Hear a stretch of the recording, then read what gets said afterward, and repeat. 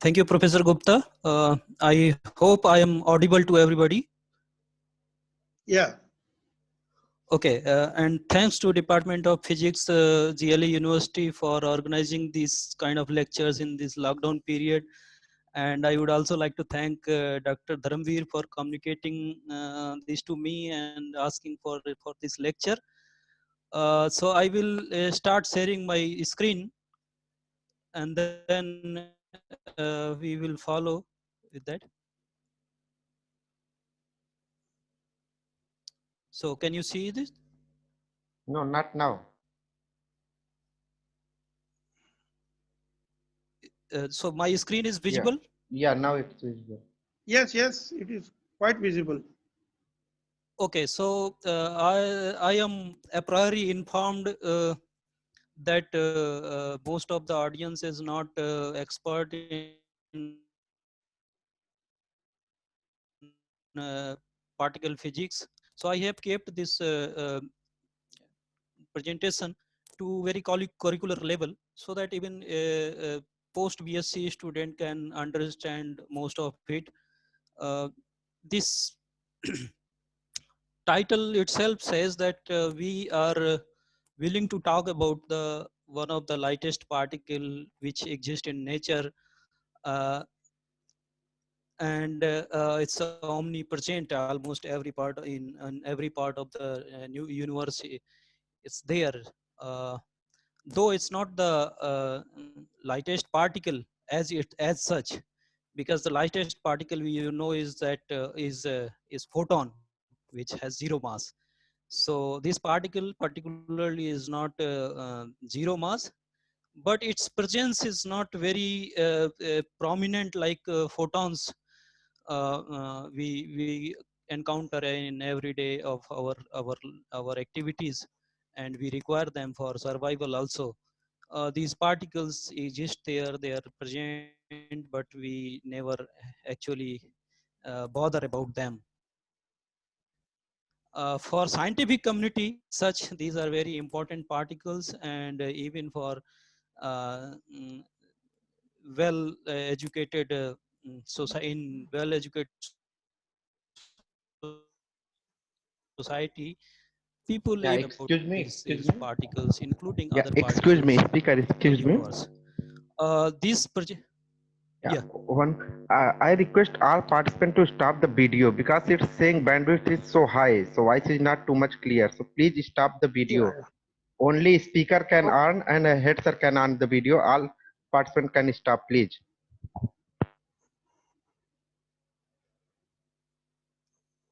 okay, should I continue? Yes, sure, sir. Yeah, so since this presentation is at very curricular level, I have not made it like in very particular format.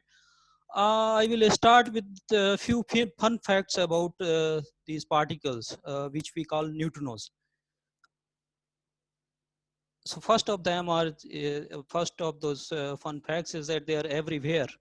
Everywhere means you cannot imagine any place where they cannot reach. uh, One can say that, okay, I mean, we can create a vacuum chamber made of lead, very solid lead, and evacuate everything, all the gases from it, but still these neutrinos actually can live there.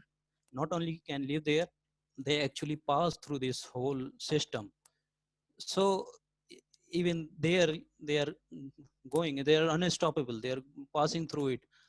And these neutrinos actually are reaching to every part of the universe. Another fact is that they outnumber all other matter particles. You sum all the number of particles, electron, proton, neutron, quarks, whatever you can imagine, they outnumber all those particles. The number of these neutrinos is larger than them, but they are not the l- largest number of particles in universe. Actually the photons outnumber these neutrinos. uh, in our neighborhood, sun is the largest source of these particles. When we will talk about the reactions happening in the sun, we will discuss in more detail why these particles are found in sun, and why sun is the source of these particles. uh, almost 10 power 20 of these particles actually pass through your body every second. See, this number, all 10 power 20, 10 power 12 neutrinos pass through your body every second. But what happens is that only almost 5,000 of these particles actually ever hit to your body. And that's why you actually never bother about them. If you go for taking a sun bath, almost 10 power 21 photons would be hitting you every second. So hitting means they will be encountering with your body. On the other hand, only 5,000 of these neutrinos ever encounter with your body. They just pass through, they don't see your body. In fact, what happens is that if you calculate the total mass of the neutrinos which have ever passed through anybody living in the earth from the very beginning of humanity, if you sum over the mass of all those neutrinos which have ever encountered with the humanity, the total mass will come out to be 0.15 grams only. So these are a few fun facts I wanted to motivate the audience about the to get to know the neutrinos. So we will go back to the starting where this all the study started, when only classical mechanics was known, and uh, uh, quantum mechanics, quantum phenomena were just toddling. So this gentleman Becquerel actually discovered the radioactivity, and his students Marie Curie and Pierre Curie, they joined him, and they found that there are different kind of radiations coming out of these materials, and these were totally different from the quantum mechanics which was in future going to be developed for atomic physics. These phenomena were actually happening at the nuclear level. And you see, if alpha particle is coming out of a system, a material, if atom you think is a complete system, it's a neutral object. So it should not be suddenly releasing an electron. You know? But this material, Q materials, which are radioactive material, are shooting out the alpha particles and beta particles at very high energy. So they might be coming from totally different, they might be having totally different scientific region for their emergence. So Bohr actually proposed that these beta particles, alpha particles were detected and known that what is their charge, what is their mass, and then later on they were called the helium nucleus. They were known to be helium nucleus. Bohr suggested that this beta decay is a process of electron ejection from the nucleus. So in the very beginning, the assumption was that these electrons actually live inside the nucleus. But later on, when quantum mechanics developed, people found out that these electrons cannot actually nucleus, they have a different origin. What Chadwick found out in 1914, that energy spectrum of these electrons is continuous. So if a nucleus is decaying into daughter nucleus uh, and a beta decay, beta radiation, then the energy of this beta radiation, if this is two body decay, then should be since momentum is actually conserved, therefore its energy should also be fixed, and therefore they should be having a particular energy. But Chadwick found out that this energy spectrum is not continuous, and therefore Pauli had to propose a new particle. These all three then gentlemen actually got Nobel Prize, but for different discoveries.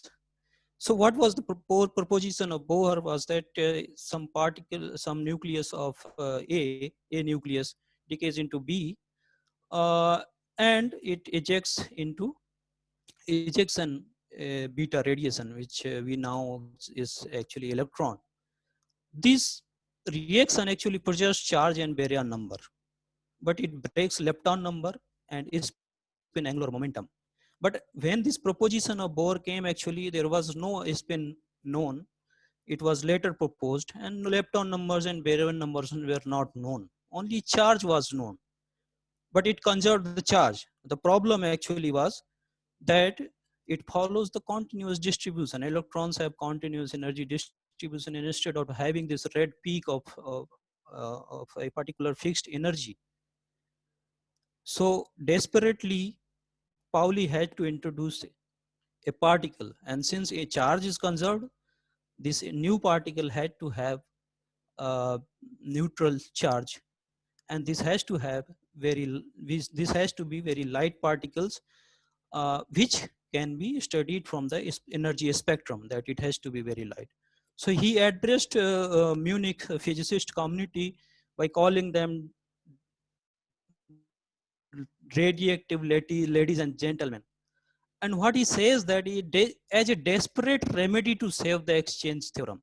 So by the time 1930, his spin statics had arrived, and a lot of development in quantum mechanics had happened. But in the meantime, explanation for the beta decay had yet to happen. So he proposes that as a desperate remedy, he proposes a particle which not only satisfies the exchange theorem if you give the spin to that new particle, that and it will fix the energy problem, which people were ready to give up, that this maybe energy momentum conservation doesn't follow for very subatomic particles. So he fixes these both of the problem, and thus arises a very light particle. And then, since this light particle is chargeless, it doesn't interact electromagnetically, it's a fundamental particle. So a study of, detecting these particles using gravitational interaction is out of line. So how we will detect these particles? And by that time, actually, no weak interaction, a strong interaction were not known. Only the electromagnetic and gravitational interactions were known. Later on, actually, Chadwick came up with the discovery of neutron in the nucleus, and matter was for some time settled that okay, in the nucleus there's a proton, there are protons and there are neutrons, and in the surrounding there are electrons. So knowing this, actually, Enrico Fermi came up with the excellent theory in which he suggests that actually neutrons inside the nucleus are decaying into proton and electron and releasing a neutrino. And he wrote a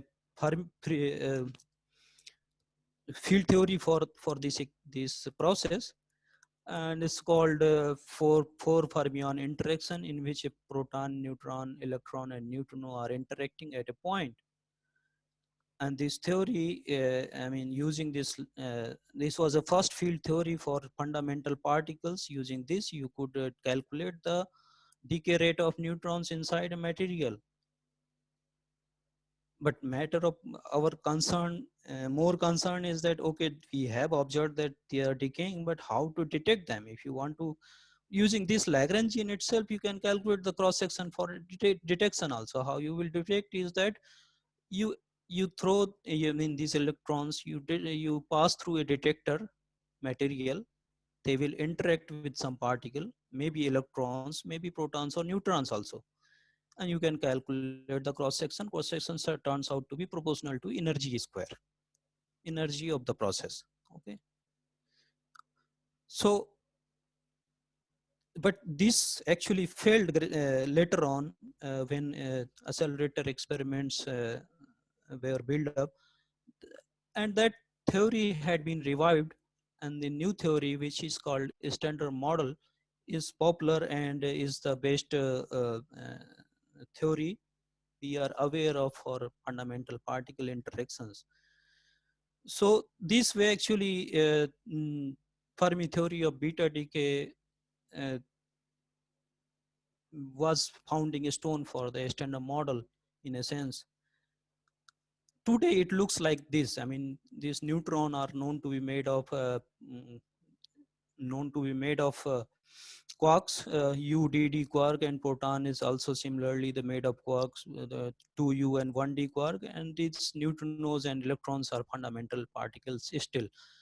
And this W minus, which is shown here, actually is a particle which is mediating this interaction.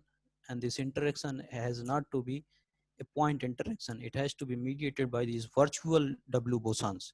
These W bosons are not real, they're virtual particles. And we know that there are virtual particles in all the processes which happen in the nature. And the form of this 4 Fermi interaction changes a little bit depending on CP asymmetry of the process and CP violation. So these big O's sitting in the Lagrangian have some complicated structure.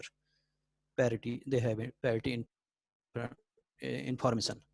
So, so these neutrinos are generated in all kinds of radio decays. Even a banana sitting in your, lying in your table is actually a radioactive um, object. It radiates some few neutrinos, few neutrinos and few beta particles also. But how to detect them? And why it was a problem from the very beginning to we have reached like 1934 or even beyond. So as I have shown that this cross section is proportional to E square. If you calculate the cross section for neutrino interaction with the proton or neutron, you will find that cross section is around 10 power minus 44 per centimeter square. This number 10 power minus 44 is very small. Actually, if you calculate the mean free path of neutrinos inside the water, you will find that this mean free path is of the order of 10 power 21 centimeter, which is like 1600 light years. That means inside the water, it can travel for 1600 light years and then interact. And that's why they actually pass through the whole earth. They can pass through the sun. They can pass through the galaxies also. And that's why we have such a huge background of neutrinos. Wherever this neutrino is generated, this is not interacting. Once it is generated, it's propagating, it's moving. And in fact, what happens is that if we observe a few neutrinos, they might be carrying the information from the very far distant part of the universe, like millions of the billions of the years past information of that past. These neutrinos which we are observing today might be carrying. So if they are interacting so lightly, they are not almost talking with matter, how we will detect them? So these two gentlemen, Rennes and Cowan, came up with the experiment. Rennes had been trying for long, and he brought Cowan to design the detector. And they came up with the experiment that if there is a nuclear blast, means atomic blast somewhere, and if you place the detector at that place, then there will be so many neutrinos will be produced because of the nuclear reaction. And since people knew that the nuclear reactions are the major source of these neutrinos, they thought of doing atomic blast in the beginning, but gradually Second World War was actually coming up, and America was testing nuclear fission in one of its Iceland. So they placed their detector. I mean, they were in part of that program also, and they were doing this experiment also. Later on, nuclear reactors were built, and then eventually in Savannah River campus, they discovered in 1956, they detected the neutron. Actually, they detected it. So for this discovery of the neutrinos, this detection of neutrino, they won the Nobel Prize. So this finding the particle itself was like 26 years job from their proposal. These were the one type of neutrinos we were talking about, which arise in nuclear reactions. But what happens is that that's not the only one kind of. There are other two kind of neutrinos called muon type of neutrinos and tau1 type of neutrinos. Why they are called muon and tau1? Because these names are stuck because of their charge um, uh, family. So there are muons and there are tau1s. They are charged particle, charged leptons. People discovered. Muons are found in abundance through cosmic radiation. This cosmic radiation falling in the atmosphere, and these pions are created, and the pions actually decay into muons and neutrinos, and these muons further decay into electrons. That way you can create you can get the muons. So these Schwarz, Lederman, Steinberg, they detected these muon type of neutrinos. And later on, when in 1975, when these accelerators were built up, and then people could collide electrons and electrons with the proton, then a whole chunk of fundamental particles could be generated in the laboratory itself. And then they found that there is a tau1s also, I mean another kind of lepton, charged lepton. And then people immediately proposed that, okay, then there should be a neutrino also for that tau1s. And eventually in 2000 at Fermi lab, tau1 type of neutrinos were also discovered, leaving only two particles to complete the Steno model, which was being proposed in the background in around 1965. Uh, and the remaining two particles have to be top quark and the Higgs boson. Top quark was discovered very soon after the discovery of tau1, but this Higgs discovery took a long journey, and around in this 2012 in LSC, Higgs particles were also discovered, completing the standard model structure.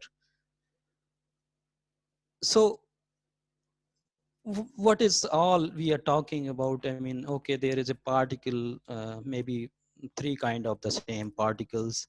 Why we are too much worried about it? I mean, there are so many other resonances, other particles, nuclear particles. What is the fuss about it? So I would like to address that this with the chain reaction happening in the solar inside the sun.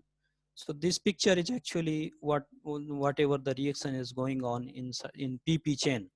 So four protons are combining to give you a helium and two electrons and couple of neutrinos. So some of the processes you can see are such that in the initial state there are two particles, in the final state there are three particles. In some of the reactions you will see that there are three particles in the initial state, and in the final state there are two particles only. And you see there these colored neutrinos are being generated in these reactions.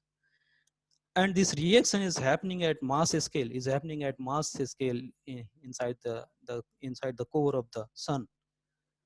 So it looks like in the reaction only couple of neutrinos are involved, but if it is happening at the 10 power 20, 28, 30 scale per second, then a large number of neutrinos might be generated, and that's why this sun is actually one of the source of large number of neutrinos,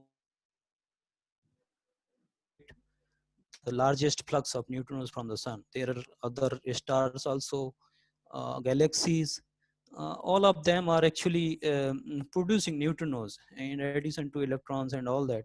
These electrons and helium and boron and all those other nuclei actually cannot escape stars or galaxies, but these neutrinos actually can escape from there because they are very light. There is not much gravitational effect on them, and therefore these neutrinos actually carry information of these stars and galaxies. Similarly, I mean, we know the surface temperature of sun, but if you want to calculate the temperature of the nucleus, of the core of the sun, one method is, of course, to calculate using virial theorem and other classical analysis. Another method is actually to see the energy of these neutrinos, because these neutrinos are being generated at the core, and they, without bothering much about the matter in surrounding it, they pass through it and reach to us. So by detecting these neutrinos, we can actually uh, study the core of a star. So what happens is that this is the picture that some of the reactions are continuous, these band, and some of these reactions in which only two are the product of the reaction, there will be sharp peaks of the neutrinos, being like in P reaction, there is a peak and so on. So what happens is that the gentleman, this Ray Davis, actually wanted to detect those neutrinos which are coming from the sun, and he collaborated with John Beckel. John Beckel was a theoretical physicist, so he started calculating how many neutrinos should be producing inside the sun, and how many of them we will be receiving at the Earth. And the Ray Davis was designing the experiment. So what they found, I mean, this experiment they designed ran from 1970 to 94. It was taking the data, and accumulated data was saying that only 1/3 of these neutrinos, which John Beckel calculated that are being produced at the sun, only 1/3 of them turn up in the experiment, and 66% has disappeared. What happened? I mean, uh, and this is reaction they were considering is the electron type of neutrinos are being produced in the core of sun. They are interacting with the chlorine nucleus, giving you argon nucleus and the electron. And these electrons were being observed. So this nucleus has protons and neutrons. If muon type of neutrino will interact with the chlorine, then it will not react actually. So they were seeing only electron type of neutrino. In fact, only electron types of neutrinos are being generated inside the in these reactions. You can see in these reactions only electron type of neutrinos are being generated. So that way we should be detecting all the neutrinos. So this was called a solar neutrino problem. After the confirmation that the experiment is all right, calculations are all right, then this was called solar neutrino problem. And later on, actually, similar behavior in atmospheric neutrinos, muon type of neutrinos in the atmosphere, generated in the atmosphere, was observed at Kamiokande experiment. So these two gentlemen proposed this problem. This Ray Davis and Masatoshi Koshiba in 2002, they got Nobel Prize for their discoveries. And upgraded version of Kamiokande called Super Kamiokande and the Sudbury Neutrino Observatory in the Canada, led by McDonald, uh, actually not only confirmed that this problem actually is there, but resolving the problem, giving the solution that what is happening. And you see these three detectors in the top row. This middle one, you can see that these are the photo multiplier tubes all around the uh, water tank, and there is a boat in which two people are sitting in that boat. So this is the size of the detectors we require to actually see the neutrinos.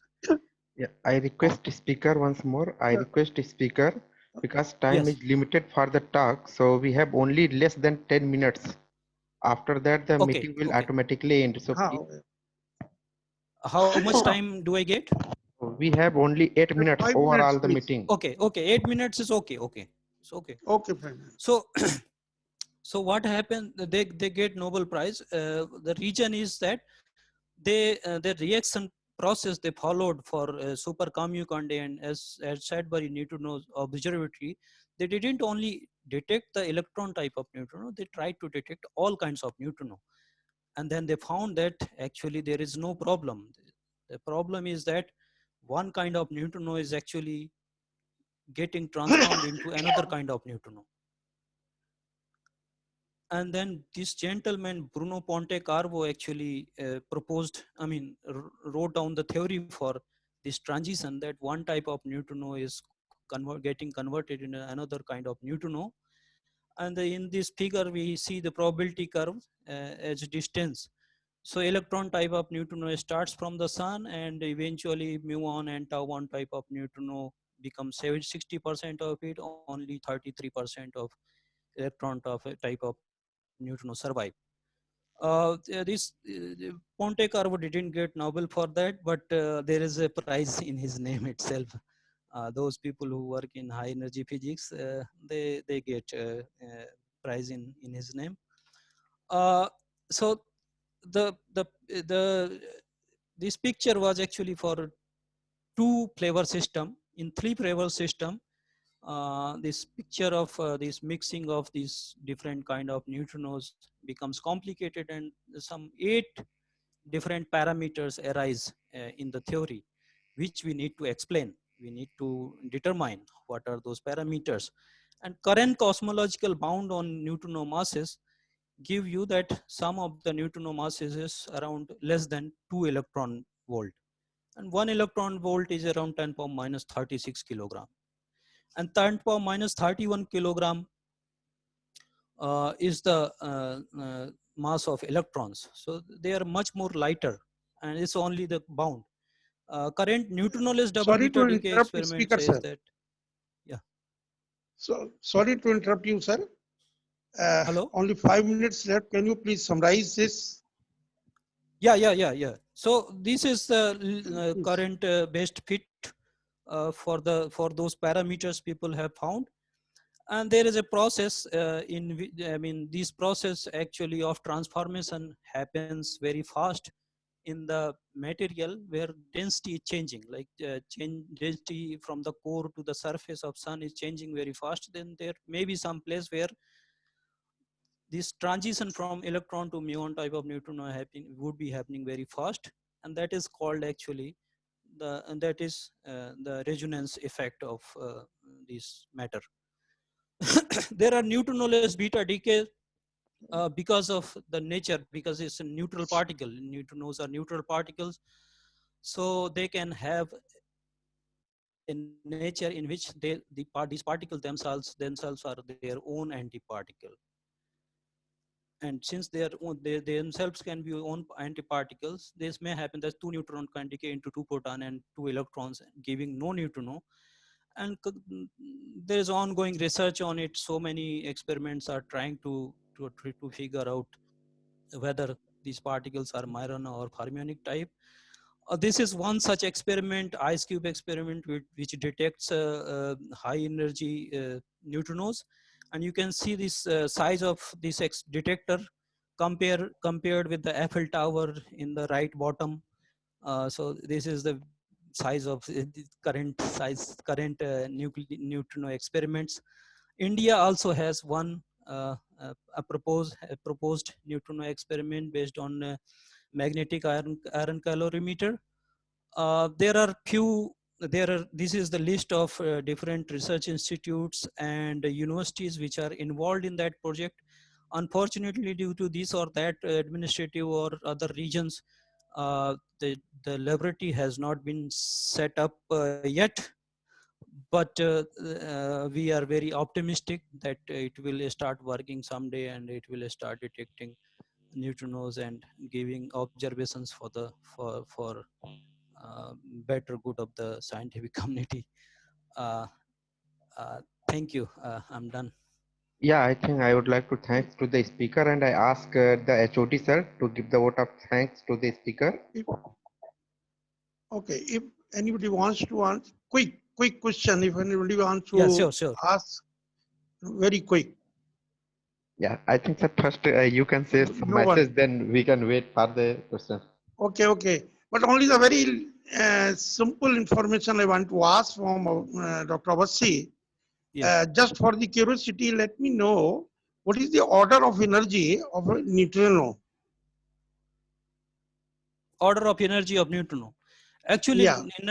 Mass of neutrino is very small, electron volt size, less than Very, very electron small. volt. Yeah. But energy, they can have any size energy. Even PeV, 10 power 12 electron volt energy can also exist for neutrinos. It depends on through which reaction they have been produced.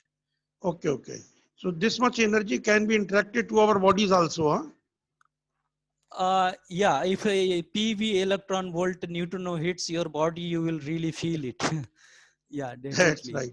It's not very harmful. So I think anyway, I have one small question yeah. to speaker. Just you said that the 10 power 12 electron neutrinos passing through our body, and we are saying that around, according to your talk, 5,000 at least hit the body. So how you measure that one 5,000? It's a Okay, from experimental part the or scattering only cross section phenomenology? and the number of neutrinos coming from all around, you can actually calculate it very easily. No, but it's only theoretical, yeah? Because experimental, how it can possible? Experimental, we cannot Experimentally, do that. it has been observed for, I mean, for like 60-70 years, people have been detecting neutrinos.